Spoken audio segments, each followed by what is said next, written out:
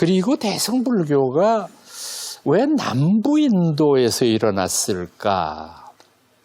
이 점은 아마 이렇게 해석을 하면 될 것 같아요.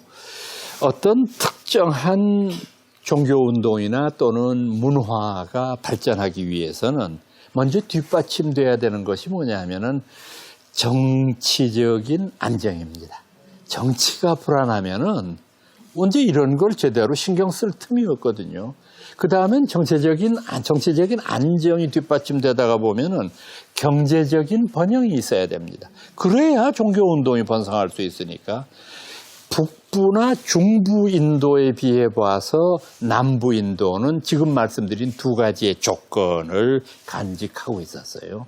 정치적으로 안정돼 있고 기원 전에도 중부 북부 지역에는 끊임없는 갈등과 전쟁과 이런 것들이 있었는데 남부 인도는 안드라 왕조가 들어서면서부터 아주 정치적으로 안정이 돼 있고 그 다음에 뭄바이라고 하는 도시는 유럽과 중국으로 통하는 세계 최대의 당시 무역항이었거든요. 지금도 뭄바이는 굉장히 큰 도시고요. 지금도. 그러다가 보니까 고대 사회에서는 이 육상을 통한 것보다도 특히 우리 동양처럼 서양으로 한번 가기가 육지로는 거의 불가능할 정도로 멀지만은 해상으로는 상당히 위험 요소는 있지만은 비교적 쉽게 도달할 수 있으니까 무역선들이 끊임없이 드나드는 정치적이고 경제적인 안정을 이루게 되니까 아마 이 일대가 대승불교가 일어나게 되는 아주 중요한 조건이 됐을 거다. 이렇게 생각을 하고요. 그 다음에 이분들은 이제 자신들이 아까 말씀드렸던 대승불교를 자처하다가 보니까 자기들 이전의 모든 형식적인 불교를 소승이라고 못 박죠.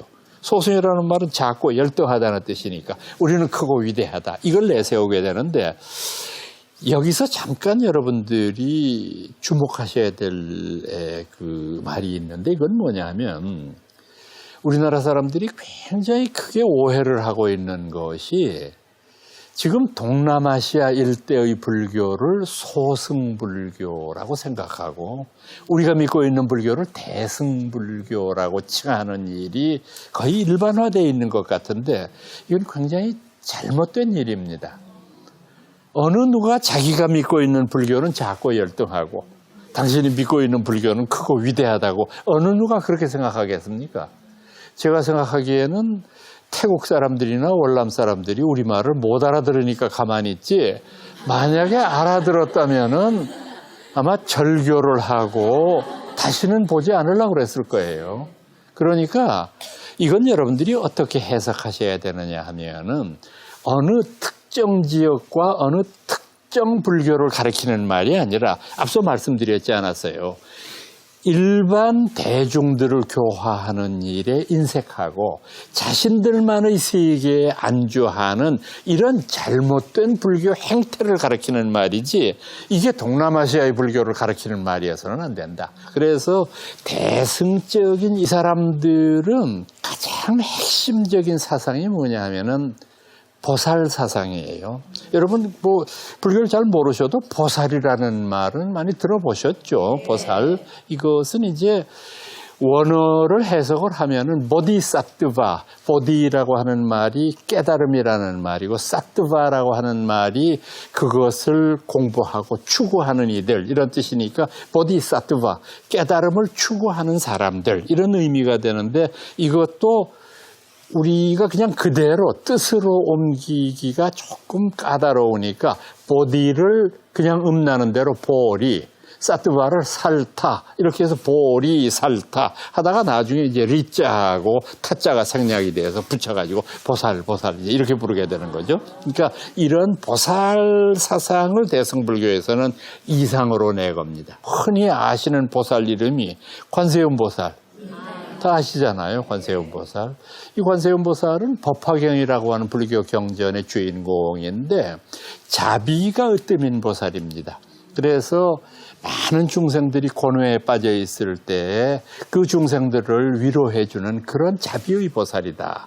표충사 같은 절에 가면은 천수관음이라고 하는 것이 있거든요. 손이 천개라는 말은 한량없는 손을 가지고 있다는 뜻이잖아요. 그래서 고통받는 중생들을 다 그 손으로 어루만져주는 그런 분이다 해서 자비. 또 여러분들 낙산사에 가보시면 해수관음이라고 하는 아름다운 그 불상을 보시게 되는데, 대략 아무래도 옛날 우리나라 선조들이 자비로운 건 남성보다 여성이 훨씬 자비롭다고 생각했는지 여성으로 다이 묘사를 합니다. 이 관세음 보살은. 사실은 엄밀한 의미로 따지면 보살은 중성입니다. 그렇잖아요. 남성이니 여성이니 하는 그런 세속적인 어떤 성별의 구분이 있을 수 없거든요. 그래도 여성이 훨씬 자유롭다고 느꼈기 때문에 여성의 모습으로 했는데, 여러분들 중성이라고 하는 불상 여러분들 머릿속으로 한번 떠올려 보시기 바랍니다. 금동 미륵 반가사유상이라고 하는 거 기억나시는지 모르겠습니다. 이 금동 소재로 만들고 머리에 관을 쓰고 이렇게 의자에 앉은 모습으로 착상다리를 이렇게 하고 한 손으로 뺨에 이렇게 대고 있는 그 아주 아름다운 불상인데, 그 불상을 모습을 이렇게 자세히 보세요. 남성도 아니고 여성도 아니에요. 남성이라고 보기엔 너무 예쁘고 여성이라고 보기에는 조금 좀 중성적인 그런 분위기가 있고, 제가 말씀을 여러분들한테 이렇게 드리지만은 저희가 그림이나 조각을 할 때 중성을 한번 그려보세요. 어떻게 그리면 좋겠어요, 그거를, 중성을. 참, 그러니까 옛날 사람들의 그 아이디어가 정말 굉장한 거고, 사실 그 중성이 맞는데 자꾸 이렇게 자비를 내세우다가 보니까 관세음보살은 이렇게 여성의 모습으로 묘사가 되고, 반면에 미륵보살 같은 분, 미래불이라고 하는 것은 지금 현재는 도솔촌 내원궁이라고 하는 데에서 보살로서 수행하고 있지만은, 이분이 말세가 됐을 때에는 부처가 되어서 우리 곁에 온다. 그러면 이 사람이 다시 모든 중생을 제도하고 이 세상을 아름다운 나라로 가꾼다라고 하는 그런 이상을 가지고 있는 분이거든요. 그래서 여러분들 그 삼국통일의 주역으로 잘 알려진 화랑이라고 부르는 집단, 이분들이 미륵신앙을 신봉했던 사람들이에요. 그러니까 자기들이 삼국통일을 이루어서 이 나라를 도탄에서부터 구한다라고 하는 이상을 얘기했던 것이죠. 문수, 우선 지혜가 으뜸인 보살이죠. 주로 청소년으로 표현하는 경우가 많아요. 아마도 이것은 푸르른 젊음이라고 하는 걸 상징하는 걸 거예요. 그래서 여러분들 상원사 가보셨지만은 상원사에서 그 세조대왕이 문수보살을 만나는 일화가 있지 않습니까? 그런 이제 삼국유사 이야기를 조금 변형시킨 얘기 같기는 한데, 세조라는 사람이 얼마나 참 번뇌망상이 많았겠어요. 뭐 자기 어린 조카를 죽이고, 그리고 왕이 돼서 많은 사람들이 손가락질하는 거 왜 몰랐겠어요. 그런데다가 또 개인적인 비극이 있었어요. 자기의 왕세자가 일찍 죽었어요. 그러니까 모든 사람들이 그랬거든요. 아이고, 저 어린 조카 죽이더니 참 저희 아들은 무사할 줄 알아. 인과응보를 벗어나는 건 없어. 이렇게 수근수근하는 거 다 듣잖아요. 그럼 못 견디잖아. 그래가지고 이 사람이 불교 신자거든요, 세조가. 그래가지고 오대산에 가가지고 오대산에서 하도 괴로워서 한 며칠이라도 내가 좀 쉬어야 되겠다. 그래서 거기 정말 아무 데도 없습니다. 그렇게 사람도 없고, 그러니까 거기 가가지고 여름철이었던가 보죠. 이제 이렇게 우통을 벗고 시냇가에 이렇게 앉아서 있는데 웬 초립동이가 지나가요. 그러니까 마치 뭐 어떤 그 산에서 약초를 캐는 아이인지 뭐 그래서 불렀어요. 이리 오너라. 여기 어디 사냐? 예, 요 아래 어디 삽니다. 그래. 여기 나 등목 좀 밀어주렴. 이렇게 그 물 가지고. 그러니까, 예. 그러고서 이제 하니까 시원하고 좋아요. 그래서 애가 떠나려고 그럴 때 그 애한테 얘기를 했습니다. 너 집에 가거나 어디 가면 임금을 직접 보고 임금님 등목해드렸다. 이런 말 하면 안 된다.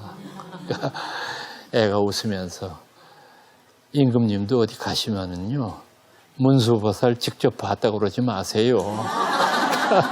얼마나 창피해요. 깜짝 놀라서 보니까 얘는 온데간데 없고. 그래가지고 지금 상원사 큰 법당에 모셔져 있는 것이 그때 세조대왕이 자기가 직접 목격했던 문수보살을 화공 보고 이렇게 그려라. 아니다. 이렇게 해라. 이렇게 해라 해서 만들어 모신 겁니다. 보현보살, 지장보살 할 것 없이 이 많은 보살들이 전부 지금 말씀드린 대로 중생들을 제도하고자 하는 원을 가지고 있는 사람들인데 그네들의 그 원을 표현하는 아주 직접적인 문구가 있습니다.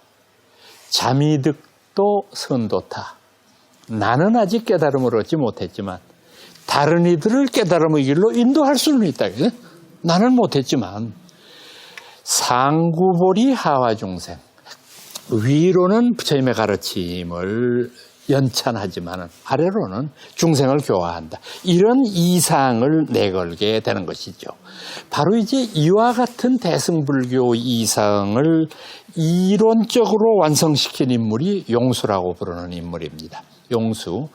인도 사람인데 나가르주나라고 부르는 사람인데 기원 후 150년에서 250년경에 살았던 분인데 역시 남인도 출신의 사람인데 이 사람이 쓴 위대한 저술 가운데에서 중론이라고 하는 책이 있거든요. 그 중론에 보면 이런 말이 나옵니다. 인연소생법, 인과 연으로 만들어진 법, 아설즉시공, 나는 그것을 공이라고 부른다. 인연이라고 하는 말은 인이라는 건 직접적인 원인이거든요. 그리고 연이라는 건 간접적인 원인이에요. 자, 한번 생각해 보세요. 여러분들과 제가 지금 이 자리에 있게 된 직접적인 원인은 부모님이고 할아버지 할머니고 이렇게 올라가는 그런 것이 직접적인 원인인데 반면에 간접적인 원인이 또 있어요. 간접적인 원인이라는 게 뭡니까? 태양, 물, 불, 바람, 공기, 이 모든 것들이 있어야 생명이 유지되지 않아요. 이런 것들에 의해서 생겨난 게 나이기 때문에 나라고 할 만한 건 없어. 이거는 본질적으로 따지면은 공에 불과한 것이야. 공이라고 하는 말. 역위시 가명. 내가 지금 공이라고 얘기한 것 또한 거짓된 이름일 뿐이니까 역시 중도의. 그것도 중도의 뜻에 꼭 맞는 것이구나. 참 이것을 여러분들이 조금 더 깊이 있게 생각을 하셔야 되는데 이 공이라고 하는 개념을 텅 비었다, 없다 이렇게 생각하시면 안 돼요. 왜 그러냐 하면 중국말에 없다는 말은 없을 무자를 쓰면 돼요. 그렇잖아요. 그런데 공이라고 하는 말은 무라고 하는 말하고 뜻이 다르니까 공이라는 말을 쓸 거 아니에요. 공은 여러분들 이렇게 생각하시면 됩니다. 허공을 생각해 보세요. 허공은 보이지를 않아요. 만져도 만져질 수가 없고요. 근데 허공이 없느냐? 없지는 않죠. 분명히 있어요, 허공은. 만약에 허공이 없으면 하늘하고 땅하고 붙어버리겠지. 그러니까 이거는 분명히 있다고 봐야 되는데 그 허공이 보이지 않는다고 해서 없다고 얘기하는 거나 마찬가지죠.